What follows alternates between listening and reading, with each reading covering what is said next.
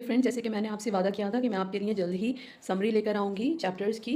और ये मैं हिंदी में समरी लेकर आई हूँ आपके लिए। ये है chapter 5.1 the wrong house from the book learn well smart communicative English of class 8th। चलिए देखते हैं चैप्टर में। तो यहाँ पर मैंने इंग्लिश की जो आपकी टेक्स्ट की लाइन्स हैं वो भी ली हुई हैं, ठीक है। और मैं आपको इसको पूरा हिंदी में बताऊँगी कि क्या कहा गया है स्टोरी में। रात अंधेरी थी और घर अंधेरा और शांत था। दो आदमी चुपचाप उसकी ओर भागे। काले झाड़ झंगाड़ ने घर को चारों ओर से घेर रखा था। दोनों आदमी झुककर झाड़ियों में से होकर अंदर घुसे। वे धीरे धीरे चलते हुए पोर्च तक पहुंचे। वे वहां कुछ देर रुके और फिर तेजी से सीढ़ियां चढ़ गए।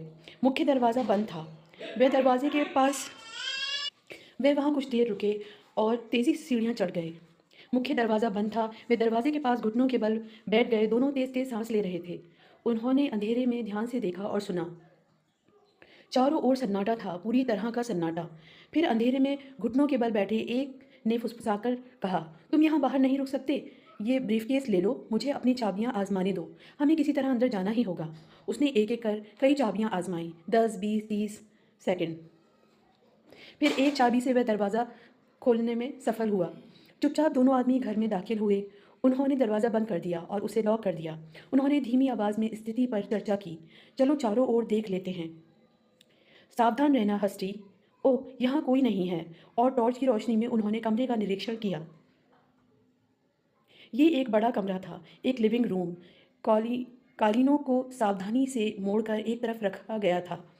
फर्नीचर, सोफे, कुर्सियाँ, मेज़ चादरों से ढके हुए थे। हर चीज़ पर बर्फ की तरह धूल की मोटी परत जमी हुई थी। अच्छा ब्लैकी, टॉर्च वाला आदमी बोला, आज हमारी किस्मत अच्छी है। लगता है परिवार कहीं गया हुआ है। हाँ, छुट्टी पर गए हैं, मुझे लगता है, लेकिन हमें सुनिश्चित कर लेना चाहिए। बहुत सावधान रहना हस्टी। उन्होंने मिलकर घर की तलाशी ली। वे हर कमरे में चुपचाप घुसे। हाँ, परिवार बाहर था, इसमें कोई शक नहीं था। वे कई हफ्तों से बाहर थे। कितनी बड़ी किस्मत थी।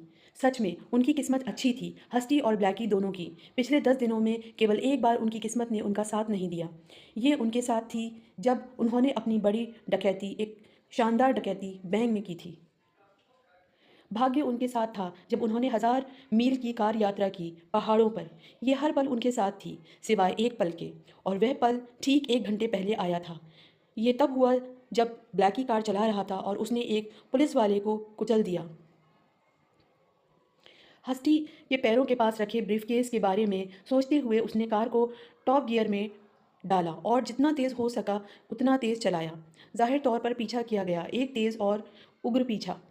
उनकी कार पर गोली चलाई गई। एक गोली ने उसके टायर को पंचर कर दिया। उन्हें अपनी जान बचाने के लिए कार छोड़नी पड़ी। अब वे यहाँ थे, किस्मत साथ हो या ना हो, एक बिल्कुल अनजान शहर में, अकेले और बिना कार के, लेकिन ब्रीफकेस के साथ सुरक्षित। वह कमरे के बीच में मेज़ पर रखा था।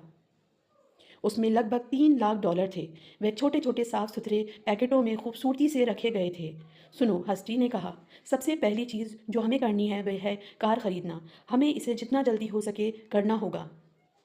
किसी को चुराना और किसी कार को चुराना और उसमें भागना बहुत खतरनाक होगा। हमें अपनी खुद की कार खरीदनी होगी। और इसके लिए हमें इंतज़ार करना होगा जब तक इस शहर में कोई कार एजेंसी खुलती है। इसका मतलब है कि हमें यहाँ रुकना होगा और सुबह 8 बजे तक इंतज़ार करना होगा। लेकिन हम उसके साथ क्या करेंगे? ब्लैकी ने ब्रीफकेस की ओर इशारा करते हुए पूछा। हम इसे यहाँ इस घर में छिपा देंगे, हस्टी ने कहा। ये यहाँ हमारे साथ रहने की तुलना में ज़्यादा सुरक्षित होगा, जबकि हमें यहाँ से निकलने के लिए कार नहीं मिल जाती। और फिर उन्होंने ब्रीफकेस छुपाने की जगह ढूंढी। उन्होंने उसे तहखाने में ले जाकर कोयले के ढेर के नीचे गहराई में छिपा दिया। इसके बाद उन्होंने घर में कुछ बेचैनी भरे घंटे बिताए और भोर से ठीक पहले वे चुपचाप निकल गए। जानते हो ब्लैकी, हस्ती ने सड़क पर चलते हुए कहा, इस घर के मालिक का नाम मिस्टर सैमुअल रॉजर्स है। तुम ये कैसे कह सकते हो? मैंने इसे उसकी कुछ किताबों पर लिखा हुआ देखा। उसकी लाइब्रेरी कितनी शानदार है ना? गाड़ियों की बिक्री की एजेंसी सुबह 8 बजे खुली, जैसा हस्टी ने सोचा था। 9 बजे से पहले हस्टी और ब्लैकी एजेंसी से एक अच्छी छोटी कार में निकले। घर से 3 ब्लॉक दूर उन्होंने गाड़ी रोकी। हस्टी कार से बाहर निकला और घर की ओर बढ़ा।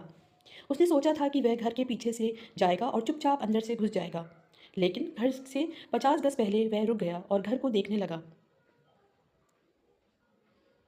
सामने का दरवाज़ा और खिड़कियाँ खुली हुई थीं। परिवार वापस आ गया था। क्या बदकिस्मती है, और अब वे क्या कर सकते हैं? रात को तहखाने में घुसकर ब्रीफकेस निकालें? नहीं नहीं, ये बहुत खतरनाक होगा। इसे मुझ पर छोड़ दो बच्चे, हस्टी ने ब्लैकी से कहा। तुम कार चलाओ, मैं दिमाग चला लगाता हूँ। एक फ़ोन ढूंढो जल्दी। 10 मिनट बाद हस्टी एक पीसीओ में था और टेलीफोन डायरेक्टरी देख रहा था। हाँ, ये रहा। Samuel Rogers, block 9, green park, 4632-890। उसने तुरंत नंबर डायल किया। हेलो, उसने कहा। क्या ये मिस्टर रॉजर्स हैं, मिस्टर सैमुअल रॉजर्स? हाँ, मैं रॉजर्स बोल रहा हूँ। हस्टी ने गला साफ किया। मिस्टर रॉजर्स, उसने एक सख्त और आधिकारिक स्वर में कहा। यह मुख्यालय बोल रहा है, पुलिस मुख्यालय। मैं सिम्पसन हूँ, इंस्पेक्टर सिम्पसन, सीआईडी विभाग से। हाँ हाँ, दूसरी ओर से आवाज़ आई। ये बहुत गुप्त है, हस्टी ने अपनी आवाज़ थोड़ा धीमी करते हुए कहा। DGP, director general of police, ने मुझे आपसे संपर्क करने का आदेश दिया है। वे मुझे और एक अधिकारी को आपसे मिलने के लिए भेज रहे हैं। क्या मैं किसी परेशानी में हूँ? मिस्टर रॉजर्स ने पूछा। नहीं नहीं नहीं, ऐसा कुछ नहीं, लेकिन मुझे आपसे एक बहुत महत्वपूर्ण बात करनी है। ठीक है, मिस्टर रॉजर्स ने कहा। मैं आपका इंतज़ार करूंगा। और मिस्टर रॉजर, हस्टी ने चेतावनी भरे लहजे में कहा। आपको इस बारे में चुप रहना होगा, किसी से कुछ मत कहना, और आप समझ जाएंगे जब मैं आपसे मिलूंगा और सब कुछ समझाऊंगा। घर लौटते समय हस्टी ने अपनी योजना ब्लैकी को समझाई। 10 मिनट के भीतर इंस्पेक्टर सिम्पसन और डिटेक्टिव जॉनसन चकित मिस्टर रॉजर्स से बातचीत कर रहे थे। वह एक छोटे कद के व्यक्ति थे जिनका मज़ेदार सा चेहरा और हल्की नीली आंखें थीं। वे घबराए हुए और बेहद डरे हुए लग रहे थे। इंस्पेक्टर सिम्पसन ने मिस्टर रॉजर्स को ब्रीफकेस की पूरी कहानी समझाई। कहानी सच्ची थी, लेकिन थोड़ा बदली हुई। मिस्टर रॉजर्स हैरान तो थे, लेकिन खुश भी थे। ये हस्ती के साथ तहखाने में गए और साथ में उन्होंने ब्रीफकेस खोद कर निकाला। हस्ती ब्रीफकेस को बैठक कक्ष में लाया और उसे खोला। उसने देखा कि उसे छुआ भी नहीं गया था। फिर उसने उसे बंद कर दिया। और जब मिस्टर रॉजर्स, उसने सबसे प्रभावशाली और आधिकारिक लहजे में कहा। जॉनसन, और मुझे अब जाना होगा। DGP, director general of police, एक रिपोर्ट चाहते हैं। जल्दी रिपोर्ट, हम रुक नहीं सकते। हमें बाकी डाकुओं को पकड़ना है। हालांकि मैं आपसे संपर्क में रहूंगा मिस्टर रॉजर्स। हस्टी ने ब्रीफकेस उठाया और दरवाजे की ओर बढ़ा। ब्लैकी उसके पीछे पीछे चल दिया। मिस्टर रॉजर्स झुककर उन्हें प्रणाम करते हुए दरवाज़ा खोलने लगे। दरवाजे के बाहर 3 बड़े और ताकतवर पुलिस वर्दीधारी खड़े थे। आओ दोस्तों, मिस्टर रॉजर्स ने मुस्कुराते हुए कहा। इसका क्या मतलब है मिस्टर रॉजर्स? हस्टी ने पूछा। ये बहुत सीधा साधा है, मिस्टर रॉजर्स ने कहा। असल में मैं ही डीजीपी हूँ। Okay friends, that's all about this chapter.